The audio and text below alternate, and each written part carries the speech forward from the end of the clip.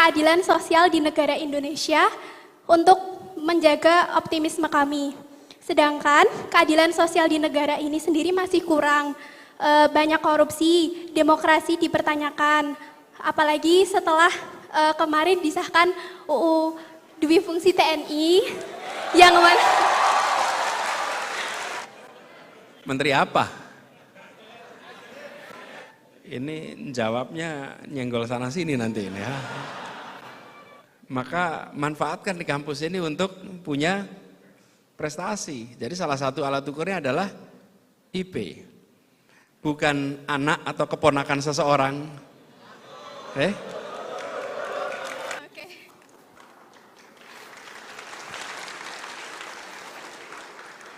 Oke, bismillahirrahmanirrahim. Pak Anies, perkenalkan nama saya Anindita dari Madrasah Mu'alimat Muhammadiyah Yogyakarta. Oke, di sini saya masih kelas 11. Oke, begini pertanyaannya. Abah, bagaimana sih seharusnya? Bentar dulu kakak. Oke, bagaimana sih seharusnya?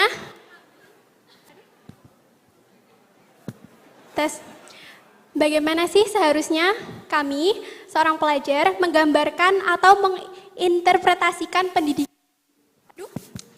di kerangka keadilan sosial di negara Indonesia untuk menjaga optimisme kami. Sedangkan keadilan sosial di negara ini sendiri masih kurang, banyak korupsi, demokrasi dipertanyakan, apalagi setelah kemarin disahkan UU Dwi Fungsi TNI yang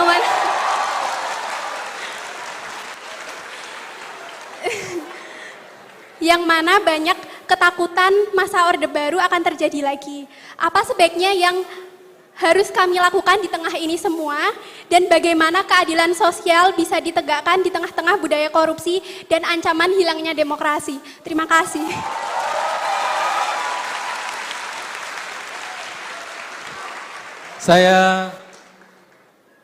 Saya ulang komentarnya Pak Anies yang kemarin ya, yang di Maskam itu. Nah, SMA lebih keren ini. Itu komentarnya Pak Anies yang kemarin. Silahkan Mas Anies ditanggapi. Anindita dari Madrasah Mu'alimat. Mu'alimat ya. Mu'alimat? Ya, Oh, Muhammadiyah. pantas. Silahkan Iya, Mas Anies. kalau mu'alimat, mu'alimin itu jago-jago tuh.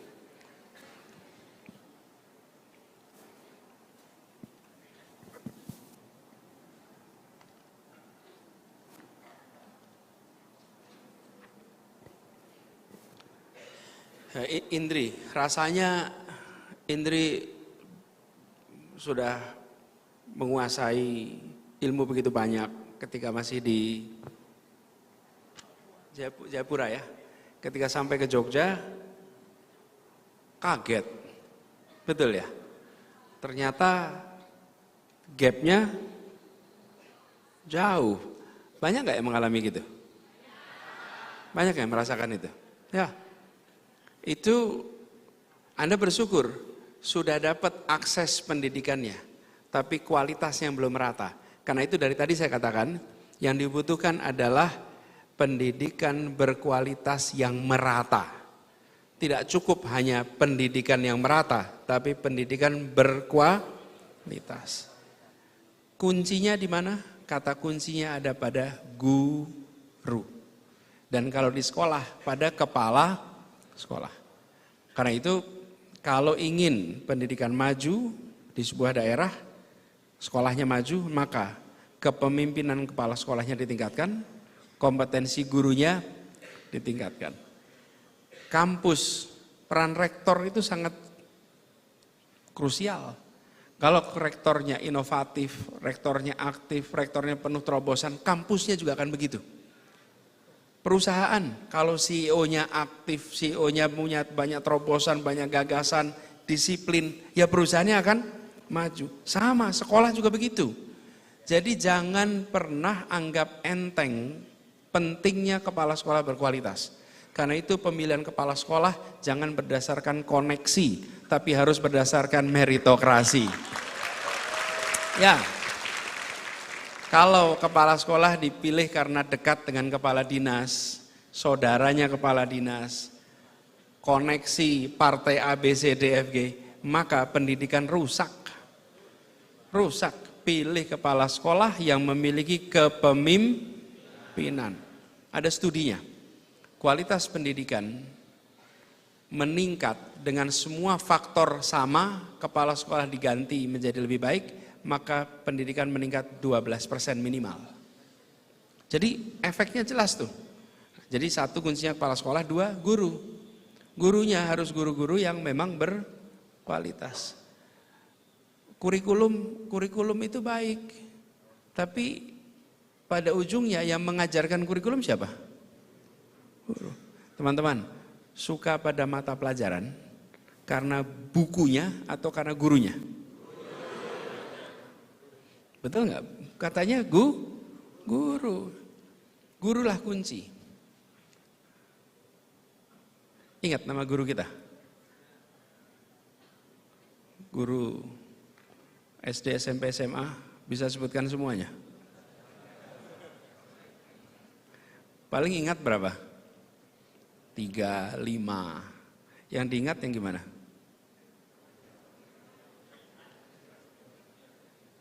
Yang menyenangkan atau menyebalkan. Betul kan? Nah, saya selalu pesan sama guru-guru, jadilah guru-guru yang menyenangkan, menginspirasi, karena itu akan diingat oleh muridnya seumur hidup. Nah, jadi kata kuncinya kualitas harus setara. Saya melihat peningkatan kualitas guru ini mendasar sekali, gitu ya, Indri. Yang kedua, Rizky. IP enggak penting. IP rendah bisa jadi apa tadi?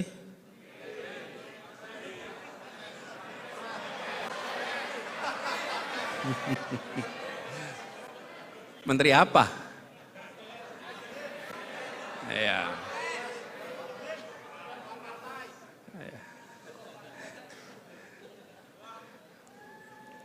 Ini jawabnya nyenggol sana sini nanti ini ya. Jadi gini teman-teman. Iya, memang ada yang perjalanan hidupnya itu tidak melalui fase kampus. Tapi bagi teman-teman yang sudah di kampus, sudah terlanjur di kampus, maka manfaatkan di kampus ini untuk punya prestasi. Jadi salah satu alat ukurnya adalah IP.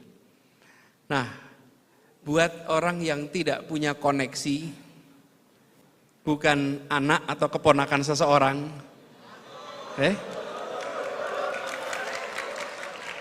maka ya prestasi Anda lah andalannya, bukan? Kalau punya paman, punya ayah, tanpa prestasi, ayah bisa nggak apa-apa. Betul tidak, teman-teman? Tapi kalau Anda tidak punya relasi, nah kita ingin Indonesia masa depan tuh Indonesia berdasarkan meritokrasi, bukan Indonesia berdasarkan relasi. Betul? Ini setuju nggak setuju? Loh, ya kan? Kita kan ingin Indonesia ke depan itu Indonesia posisi berdasarkan prestasi, bukan posisi berdasarkan koneksi. Setuju? Nah, karena itulah maka di tiap jenjang ada ukuran-ukuran prestasi. Apakah IP tinggi penentu kesuksesan di masa depan? Belum tentu. Belum. Tadi saya katakan minimalnya supaya kalau Anda mau meneruskan S2, maka Anda bisa dapat beasiswa. Tapi yang penting ketika Anda kuliah, dapatlah pengalaman sebanyak-banyaknya. Jangan hanya menjalani kuliah, tapi mengalami kuliah. Apa bedanya? Menjalani kuliah ya sekedar menjalani, semua di ruangan ini menjalani kuliah. Tapi pengalaman kuliahnya beda-beda. Ada yang sama-sama 4 tahun, tapi yang satu nilai pengalamannya 6 tahun. karena dia aktif mengerjakan A, B, C, D, F, G selama 4 tahun. Ada yang kuliah 4 tahun mengerjakannya rutinitas saja, itu tidak beda dengan kuliah 2 tahun. Jadi pengalamannya bisa beda-beda, walaupun sama-sama menjalani 4 tahun. Ada yang punya pengalaman seperti kuliah 6 tahun, ada yang punya pengalaman seperti kuliah 2 tahun. Karena waktu selama 4 tahun itu dipakai untuk banyak sekali hal. Jadi saya ingin sampaikan teman-teman sekalian buat Bung Rizky, selama Anda kuliah manfaatkan untuk tetap berprestasi. Nanti sesudah Anda selesai, Anda masuk dunia baru, pada saat itu kepemimpinan Anda menentukan, integritas Anda menentukan, kemampuan membangun jejaring menentukan, kemampuan persuasi, kemampuan komunikasi, itu semua akan menentukan. Karena itu belajarlah, kembangkan itu selama di kampus. Jangan nanti. Saya sering sekali ketemu dengan teman-teman yang seangkatan yang cerita atau bersama-sama ketika masa kuliah menyesal karena dulu ketika kuliah tidak aktif, udah nggak bisa balik lagi ke kampus. Kan udah lewat masanya. Jadi itu ya. Nah, adapun seseorang bisa mendapatkan posisi politik, itu keputusannya bukan tangan saya, Mas. Jadi saya nggak bisa ikut nentuin tuh. Alvina, pertanyaan, bagaimana supaya kritis agar teman-teman, mana Alvina tadi? Supaya teman-teman yang lain mau kritis. Nomor 1, jangan menghakimi yang tidak kritis dengan mengatakan Anda tidak kritis. Tapi ajak untuk ikut memikirkan. Banyak mungkin di antara mahasiswa yang berpandangan, buat apa saya mikirin politik? Politik itu kan jauh dari saya. Teman-teman, politik itu dekat sekali. Ketika diputuskan untuk mengalokasikan anggaran, dampaknya kepada kita semua. Kemarin ada keputusan berdampak pada semua, betul kan? Jadi ajak untuk berdiskusi, ajak tukar pikiran, tapi jangan sekali-sekali kita menunjukkan seakan-akan kita lebih dari mereka. Karena kalau sudah kita menunjukkan kita lebih, itu membuat mereka nggak akan berminat untuk terlibat lebih jauh. Dan ajak teman-teman untuk kritis itu dengan mempertanyakan yang hal-hal yang relevan. Jadi munculkan dengan kebijakan-kebijakan pendidikan, munculkan dengan kebijakan lapangan pekerjaan. Itu semua langsung nyambung pada teman-teman semua di sini, gitu ya. Bintang.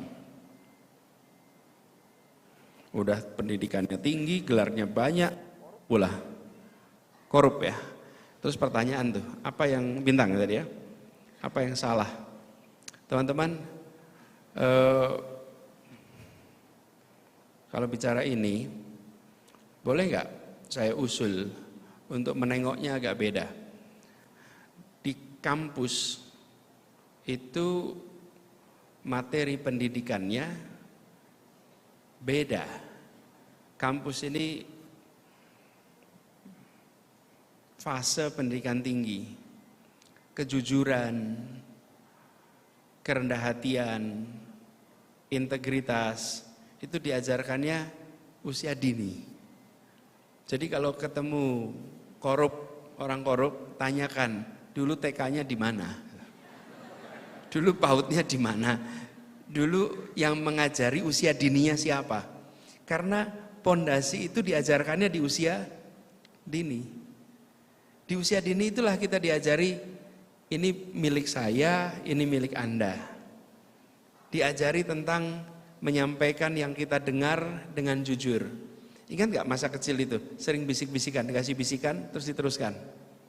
Terus dipastikan bisikannya sama sampai di ujung. Ingat kan ngalamin? Itu lagi belajar apa sih? Kejujuran. Lagi belajar fokus. Nah, ini yang sering luput dari perhatian kita. Kadang-kadang di keluarga tidak memperhatikan soal integritas dan korupsi itu. Coba contoh, naik mobil, bapak, ibu, anak, diberhentiin polisi karena melanggar rambu lalu lintas. polisinya belum sampai, si bapak udah ngomong sama ibu, bu, buka dompetnya bu. Bu, siapin. Terus ketika STNK diserahkan, di dalam STNK-nya diselipin uang. Yang buka, terima uangnya. Apa yang terjadi? Si bapak ini sedang mengajarkan kepada seluruh keluarganya bahwa nyogok itu boleh. Ini polisinya belum minta dan tidak minta, polisinya baru mau datang. Sudah disiapin semuanya. Satu mobil, semuanya mendapatkan pendidikan dari orang tuanya bahwa nyogok itu boleh. Nah, kita beramai-ramai mempraktekkan itu seakan-akan itu normal. Ini yang harus diubah. Di usia apa? Di usia dini. Karena itu menurut saya penting sekali. Nah, di kampus bagaimana?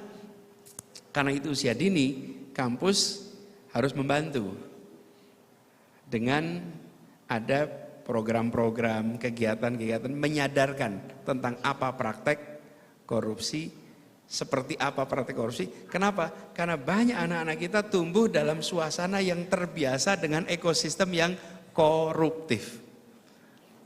Dulu Pak Rektor, waktu kami bertugas, kami itu menjadikan mata kuliah anti korupsi sebagai mata kuliah wajib, MKDU. Dengan mata kuliah wajib, setiap anak diajarkan. Apa yang terjadi? Banyak mahasiswa yang tidak sadar hal yang dianggap normal adalah praktek korupsi. Jadi saya melihat itu sebagai salah satu hal mendasar ya, yang barangkali perlu kita kerjakan.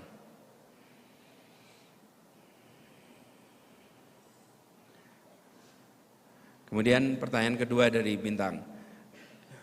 5 tahun itu lama. Masa sih lama?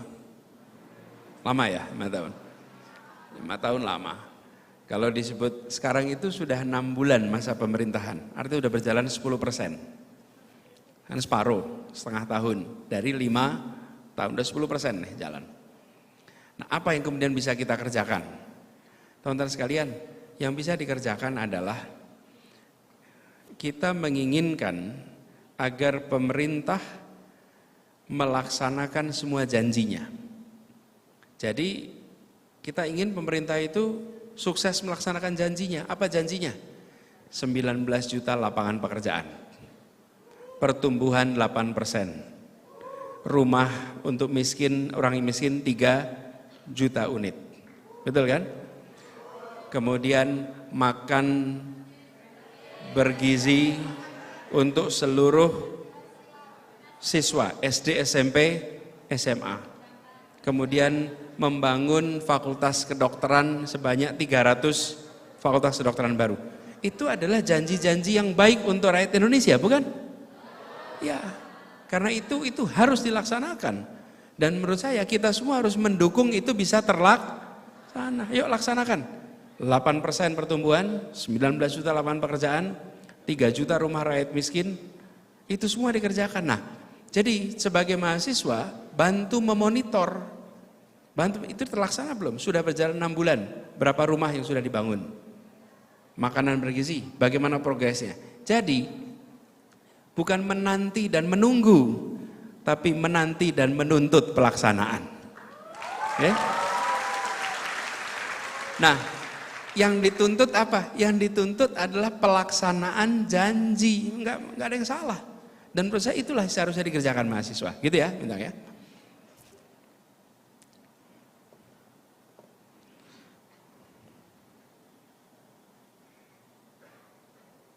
Ini yang kelas 11 tadi nih.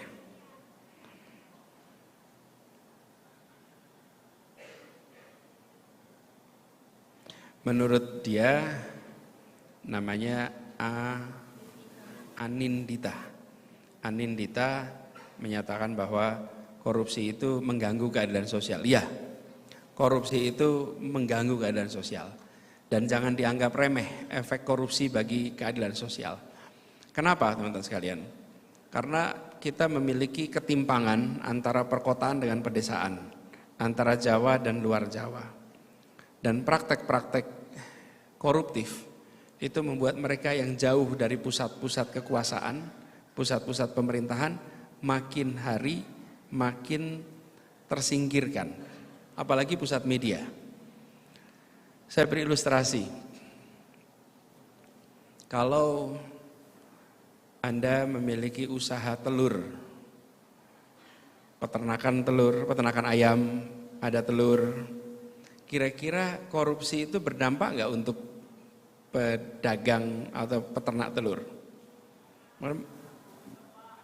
Dampak nggak? Dampak. Ketika korupsi terjadi, jalanan menuju tempat pusat-pusat peternakan mudah rusak karena jalannya dikorupsi. Dan tidak ada peternakan ayam itu di pusat-pusat kota.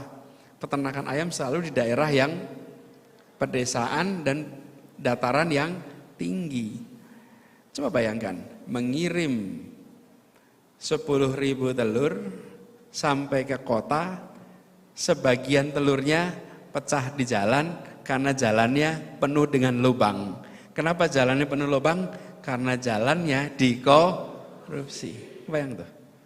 Jadi yang disebut sebagai efek korupsi itu menjalar kemana-mana. Dan itu membuat ketimpangan menjadi makin besar. Ini ilustrasi kecil saja. Nah, kita seringkali menganggap praktek korupsi itu seperti jauh. Tidak, praktek korupsi itu dampaknya dekat sekali dengan kita. Karena itulah setuju yang Anda katakan tadi, bahwa ini mengganggu keadilan sosial. Karena itu perang korupsi itu harus diseriusi. Dan kita harus serius soal ini, jangan sampai praktek-praktek korupsi itu dibiarkan melenggang begitu saja. Pencegahannya juga penting. Tapi juga jangan sampai orang tidak bersalah dituduh korupsi. Ya kan? Nah, itu lain lagi tuh. Nanti ada pengacara di sini yang bisa cerita nih. Nah, Pak Ari dan Pak Sugito ini pengacara yang berdekat sekali itu dengan peristiwa-peristiwa seperti ini. Jadi teman-teman sekalian kita jaga itu. Itu ya komentar untuk 4 orang tadi. Makasih. 5 orang. Baik.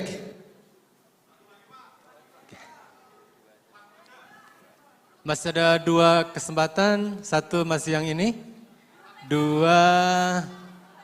Oh ya boleh Anda Bro TK. Ada 2 saya agak pendek ya. Silahkan Mbak.